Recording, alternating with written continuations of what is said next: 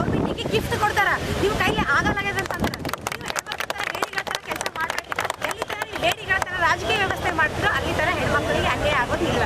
ನೀವು ಗಂಡಸ್ ಮಕ್ಳ ಥರ ನೀವು ಸರ್ಕಾರ ಆಡ್ರಿ, ಅದಕ್ಕೆ ನಾವು ನೀವು ಬದ್ಧರಾಗಿದ್ದೀವಿ. ನೀವು ಎಲ್ಲಿ ತನ ಲಂಗಾನ ಮಕ್ಳ ಥರ ಕಾನೂನು ವ್ಯವಸ್ಥೆ ನೋಡ್ಕೊಂಡು ಹೋಗ್ತೀರಿ, ನಾವು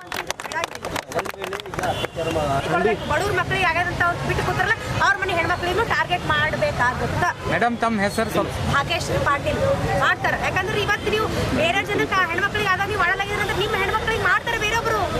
ನಾವು ಉದ್ದೇಶಪೂರ್ವಕ ಹೇಳಿ ಎಲ್ಲ ಹೆಣ್ಣು ಒಂದೇ, ಎಲ್ಲರ ಮೈಯಲ್ಲಿ ಹರಿತಾ ಇರೋ ರಕ್ತ ಕೂಡ ಒಂದೇ. ಇಲ್ಲಿ ಯಾವ ಜಾತಿ ಭೇದ ಭಾವ ಇಲ್ಲ, ಇಲ್ಲಿ ಯಾವ ಪಕ್ಷಪಾತ ಇಲ್ಲ. ಗಂಡು ಹೆಣ್ಣು ಎರಡೇ ಜಾತಿ, ಎಲ್ಲರ ಮೇಲೆ ಹರಿತಾ ಕೂಡ ರಕ್ತ ಕೂಡ ಕೆಂಪೆ. ಯಾರ ಮೇಲಾದ್ರೂ ಯೆಲ್ಲೋ ಕಲರ್ ಹರಿತದ, ಯಾರ ಮೇಲೆ ನೀಲಿ ಕಲರ್ ಹರಿತದ ಇಲ್ಲ. ಯಾಕೆ ಬೇಕು ನಿಮಗಿದೆಲ್ಲ?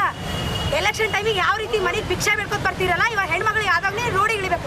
ನಿಮ್ಮ ಕೈಯಲ್ಲಿ ಅದು ಆಗಲಾಗ್ಯದ, ನಿಮ್ಮ ಕೈಯಲ್ಲಿ ತಾಕತ್ತಿಲ್ಲ ಅಂದ್ರೆ ನಮ್ಮ ಹಿಂದೆ ನಮ್ಮ ಸಂಘಟನೆಗಳ ಹಿಂದೆ ನೀವು ಬೆನ್ನು ಹತ್ತಿ ಅದಕ್ಕೆ ನಾವು ಕಟ್ಟು ಮಾಡಿ ನಿಮ್ಗೆ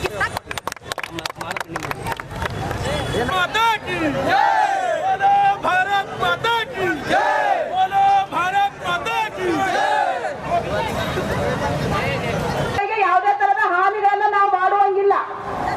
ನಮ್ಮ ಹೋರಾಟ ಎದುಕದ ಕಲಬುರಗಿ ಒಳಗ ವಿಶೇಷವಾಗಿ ಹೆಚ್ಚಿನ ಪ್ರಮಾಣದಾಗ ಹಿಂದೂ ಹೆಣ್ಮಕ್ಳ ಮೇಲೆ ಅತ್ಯಾಚಾರ ಆಗ್ತಾ ಇದೆ. ಅದನ್ನ ಖಂಡಿಸಿ ನಾವು ಪ್ರತಿಭಟನೆ ಮಾಡ್ತಾ ಇದ್ದೇವೆ ಹೊರತು ಇದು ಯಾವುದೇ ತರ ರೌಡಿಸಮ್ ಅಂತ ನಾವು ಮಾಡ್ತಾ ಇಲ್ಲ. ಹೀಗಾಗಿ ದಯಮಾಡಿ ಎಲ್ಲ ಕಾರ್ಯಕರ್ತರಿಗೆ, ಮಹಿಳೆಯರಲ್ಲಿ, ಯುವಕರಲ್ಲಿ, ಎಲ್ಲ ಹಿಂದೂ ಪರ ಸಂಘಟನೆ ಕಾರ್ಯಕರ್ತರಲ್ಲಿ ಮನವಿ ಮಾಡ್ಕೊಂತೇನೆ, ಯಾವುದೇ ರೀತಿಯಾಗಿ ತೊಂದರೆ ಆಗುವಂತ ಸ್ಟ್ರೈಕ್ ಗಳನ್ನ ಮಾಡಿ ಹೋಗ್ಬಾರ್ದು. ಯಾಕಂದ್ರೆ ನಮ್ಮ ಜೊತೆ ನಮ್ಮ ಸ್ಟ್ರೈಕ್ ಮಾಡಿದ್ರೆ ನಮಗೆ ಮಠಾಧೀಶರು ಬಂದಿದ್ದಾರೆ ಇಲ್ಲೇ. ನಾಳೆ ನಾವು ಮಾಡೋ ಒಂದು ಯಾವುದೋ ಒಂದು ಕೆಲಸಕ್ಕೆ ನಾಳೆ ಅವರಿಗೂ ಕೂಡ ತೊಂದರೆ ಆಗ್ಬಾರ್ದು.